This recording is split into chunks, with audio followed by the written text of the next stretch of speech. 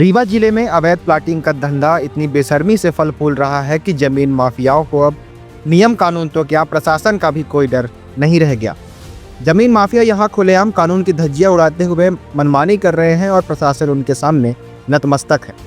सारे नियम कानून इनके पैरों तले कुचले जा रहे हैं। आरोप तो ये भी है कि करोड़ों कमाने वाले ये माफिया प्रशासनिक अधिकारियों से लेकर नेताओं तक को मोटी रकम पहुंचाते हैं। शायद यही वजह है कि रीवा में अवैध प्लाटिंग पर रोक लगाने वाला कोई नहीं है। पिछले कुछ सालों में रीवा शहर तेजी से विकसित हुआ है और इसी के साथ जमीनों के दाम भी आसमान छूने लगे। जमीनों के दाम बढ़ते ही भूमाफिया की पौबारा हो गई। बड़े बड़े बिल्डर आए और कॉलोनियां खड़ी कर दी, लेकिन कईयों ने इस दौड़ में नियमों को रौंद डाला। जिले में दर्जनों कॉलोनियां अवैध घोषित हो चुकी हैं। जिन लोगों ने जीवन भर की कमाई जमीन खरीदने और बनाने में लगा दी, वे अब अपने हाथ मल रहे हैं, क्योंकि नगर निगम ने उन कॉलोनियों को अवैध घोषित कर दिया। दरअसल ये भूमाफिया राजनीति और प्रशासन का गठजोड़ बनाकर जनता की गाढ़ी कमाई से खिलवाड़ कर रहे हैं। ऐसा ही एक नाम है तौसीफ अहमद उर्फ रेसी का, जो विंड ग्रुप का मालिक है। विंड ग्रुप जिसके 3 चेयरमैन हैं। पहला तौसीफ अहमद उर्फ रेसी, दूसरा इनकी पत्नी साबिहा बानो और तीसरा अशोक सिंह। चुराटा में इस कंपनी ने 20 एकड़ जमीन पर अवैध प्लाटिंग कर रखी है। यही नहीं, शहर के अन्य हिस्सों में भी बिना अनुमति के अवैध प्लाटिंग का धंधा बड़े शान से चल रहा है। आरोप है कि तौसीफ खान और उसके जैसे कई भूमाफिया नेताओं के साथ सोशल मीडिया में फोटो डालकर उन नेताओं की इज्जत भी मिट्टी में मिला देते हैं जिनका इन अवैध कॉलोनियों से संबंध नहीं होता। इन माफियाओं के सोशल मीडिया पर नेताओं के साथ तस्वीरें वायरल होती हैं और उसी का फायदा उठाकर नियम कानून को ताक पर रख देते हैं। चुराटा में चल रही अवैध प्लाटिंग को लेकर नगर निगम द्वारा 15 मई 2024 को एक नोटिस विंड ग्रुप के चेयरमैन तौसीफ अहमद उर्फ रेसी को जारी किया गया था, जिसमें 7 दिन का समय दिया गया और नियम का उल्लंघन करने पर उचित कार्रवाई के लिए निर्देशित किया था। लेकिन अधिकारी द्वारा ही इन नियमों को अनदेखा कर दिया गया और हो सकता है कि भारी कमीशन नगर निगम के अधिकारियों को दे दिया गया हो, जिससे यह मामला दब गया। इसके बाद फिर 28 अक्टूबर 2024 को नोटिस दिया गया, जिसमें 15 दिन का समय दिया गया और कहा गया कि 15 दिन में अवैध कॉलोनी नहीं हटाई जाती तो नगर निगम खुद उस कॉलोनी को उखाड़ने का कार्य करेगा। लेकिन आज 2 महीने हो गए, अवैध कॉलोनी भी वहीं है और ये भूमाफिया भी। चुराटा में निर्मित हो रही कॉलोनी, जिसे विंड ग्रुप के द्वारा डेवलप करके लोगों को बेचा जा रहा है, जहां इस कॉलोनी में नगर निगम के तहत बनाने को लेकर किसी भी तरह की गाइडलाइन का पालन नहीं किया गया, जिसके चलते नगर निगम ने कॉलोनी को नष्ट करने विंड ग्रुप के संचालक को नोटिस भी भेजा था, मगर यहाँ भी आम जनता के हित में काम नहीं हो सका तथा भूमाफियाओं ने यहाँ अपनी सेटिंग लगाकर मामले को दबाने की कवायद तेज कर दी, जिसके कारण नगर निगम द्वारा जारी की नष्ट करने की नोटिस भी अब कबाड़ में पड़ी हुई है तथा नोटिस के 2 माह बाद भी कॉलोनी के नष्ट करने की कोई कार्रवाई नहीं की जा सकी। बताया जा रहा है कि विंड ग्रुप के द्वारा जो कॉलोनी नगर निगम इलाके में तैयार की जा रही है, उसके लिए नगर निगम की परमिशन अनिवार्य है तथा कॉलोनी तैयार करने के लिए जिस गाइडलाइन को नगर निगम ने बनाया है उसका पालन भी कॉलोनाइजर को करना चाहिए। लेकिन विंड ग्रुप के चेयरमैन तौसीफ अहमद ने गाइडलाइन का पालन न करते हुए कॉलोनी तैयार कर ली, जिसकी वजह से नगर निगम के द्वारा कॉलोनी को नष्ट करने की नोटिस 2 माह पूर्व भेजी गई थी। बावजूद इसके अब तक नगर निगम अमले ने उस पर कोई एक्शन नहीं लिया। जानकारी के मुताबिक नगर निगम ने पूर्व में अवैध कॉलोनाइजर को लेकर विंड ग्रुप को जो नोटिस जारी किया है, उसमें साफ निर्देश दिए गए हैं कि 15 दिनों के अंदर कॉलोनी को नष्ट किया जाए, अन्यथा नगर निगम स्वयं कार्रवाई करेगा। परंतु 2 माह बीत जाने के बाद भी मामला ठंडे बस्ते पर पड़ा हुआ है। न्यूज़ चैनलों में भूमाफिया की करतूत उजागर होने के बाद अब ये भूमाफिया भी अपने न्यूज़ चैनल चलाना चाह रहे हैं ताकि झूठ को सच दिखा सकें। भूमाफिया तो ठीक, इसमें नगर निगम के अधिकारियों का भी काला चिट्ठा सामने जल्द आएगा, क्योंकि बड़ा सवाल ये है कि नोटिस के बाद भी आखिर उस कॉलोनी को हटाया क्यों नहीं गया। रीवा के भूमाफिया बेखौफ होकर अपना साम्राज्य खड़ा कर चुके हैं। इन्हें ना प्रशासन का डर है ना ही कानून का। सवाल यह है कि कब तक रीवा की जनता इन भूमाफियाओं और उनके राजनीतिक संरक्षकों की साजिश का शिकार होती रहेगी। नगर पालिक निगम रीवा के 45 जो वार्ड हैं उसमें सभी वार्डों में अवैध रूप से प्लाटिंग हो रही हैं।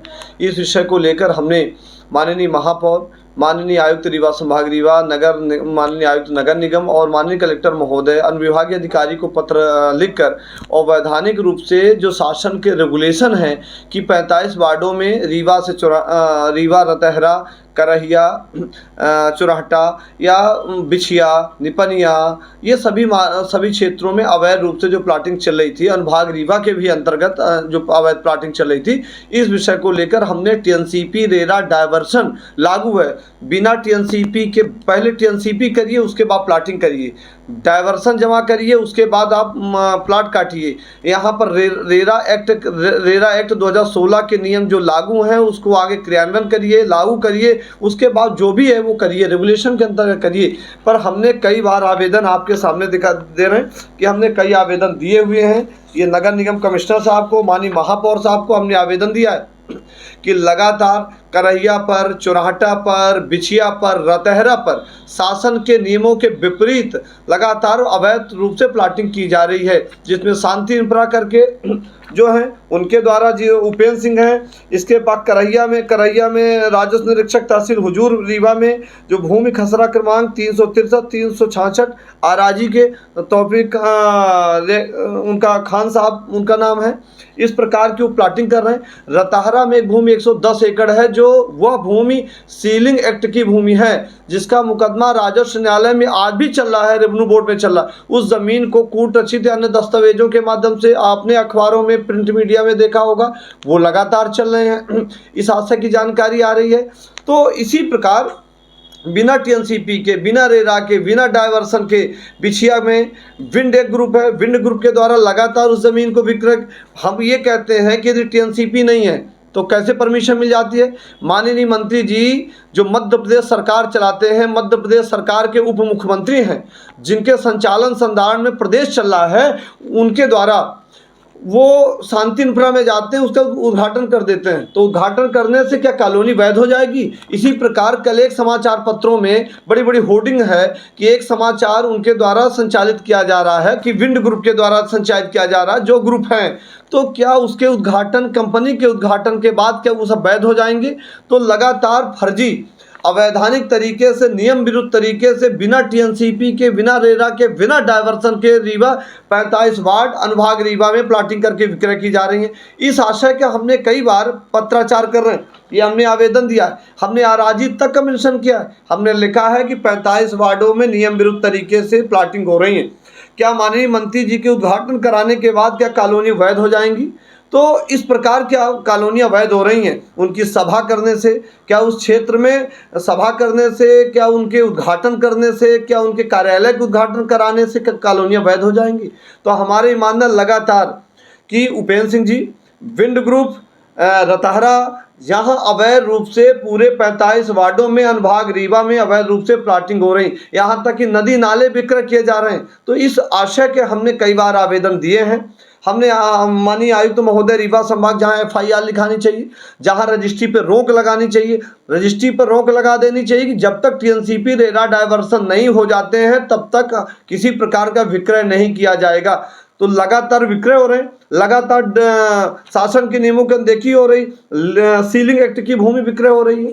लगा आपने अभी बीते दिनों अनुविभागीय अधिकारी से आपकी मुलाकात हुई, क्या कुछ बात हुई? अधिकारियों क्या कुछ कहने? देखिए, अनुविभागीय अधिकारी आयुक्त नगर निगम रीवा को हमने इस आशय का एक पत्र दिया है कि जो अवैधानिक प्लाटिंग हो रही है उस पर एफआईआर दर्ज की जानी चाहिए।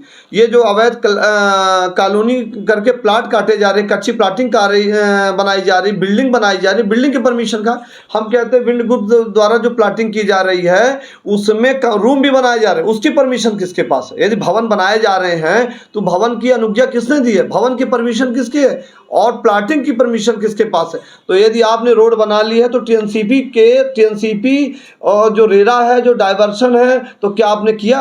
यानी आप प्लाटिंग कर लेते हैं, जब इस बात की शिकायत होती है तो आप कहने लगते हैं कि किसी मंत्री जी को, किसी वरिष्ठ अधिकारी को या किसी को बुला लिया जाए तो उससे वैध हो जाएगी। अवैध कॉलोनियाँ लगातार बनाई जा रही हैं, अवैध कॉलोनियाँ लगातार प्लाटिंग की जा रही, इस पर एफआईआर होनी चाहिए, जांच होनी चाहिए। चुराहटा में एक विंड कंपनी है जिसके मालिक तौसीफ खान है और ट्रेसी जी, जो कल अपने संस्था की 5वीं वर्षगांठ या कुछ कार्यक्रम करने अपने संस्था विंड कंपनी को, उसमें माननीय मुख्यमंत्री जी इनवाइट हैं और भी भारतीय जनता पार्टी कई बड़े नेता, तो क्या मानते हैं इसको? देखिए, लगातार मैं बार बार ये बात कह रहा हूँ कि अभी शांति इंफ्रा में माननीय मंत्री जी गए और उनको वहाँ की बिल्डिंग की उन्होंने वीडियो में जारी है, उन्होंने कहा कि अच्छी प्लाटिंग है, अच्छी कॉलोनी डेवलप हो रही।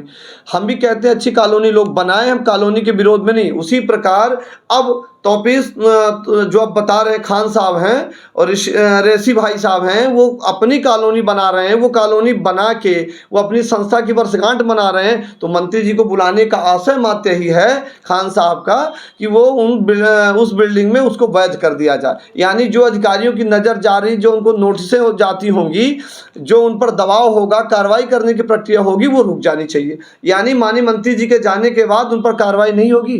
क्या अवैध कॉलोनी जो अवैध प्लॉटिंग कर रहे हैं विंड ग्रुप द्वारा, जो वर्षगांठ मनाने से और माननीय मंत्री जी को बुलाने से, माननीय भारतीय जनता पार्टी या किसी संगठन के पदाधिकारी को, माननीय विधायक गणों को बुलाने से क्या उनकी कॉलोनी वैध हो जाएगी? क्या अवैध तरीके से जो संचालित काम कर रहे हैं क्या वैध हो जाएंगे? तो ये नियम विरुद्ध है, शासन के नियमों की अनदेखी है, ये प्रक्रिया के विपरीत है। हम इसकी जांच की मांग कर रहे हैं और हम माननीय इस विषय को लेकर शासन स्तर में लगातार आवेदन दे रहे हैं और आज भी आवेदन माननीय आयुक्त महोदय रीवा संभाग को आवेदन दिए हैं और जांच की मांग कर रहे हैं।